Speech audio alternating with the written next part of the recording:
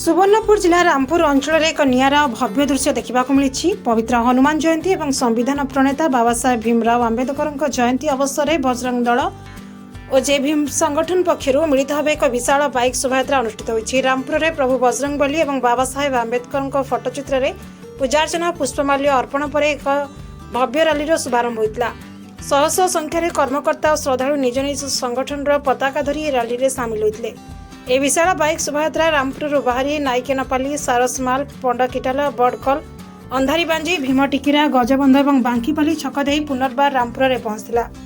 ए मिलित शोभायात्रा बजरंग दल भीम आर्मी जे भीम संगठन विश्व हिंदू परिषद और भारतीय जनता पार्टी भली विभिन्न संगठन शताधिक कर्मकर्ता उपस्थित रही सामाजिक एकता और सद्भावनार वार्ता देते। शांति श्रृंखला रक्षा पाई रामपुर पुलिस पक्षर कड़ा सुरक्षा व्यवस्था ग्रहण करा जायतिला।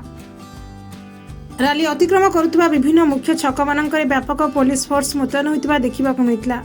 पुलिस प्रत्यक्ष तत्वावधान में समग्र कार्यक्रम अत्यंत शांतिपूर्ण और श्रृंखलित भाव संपन्न होइछि। Bureau report UTV Odisha.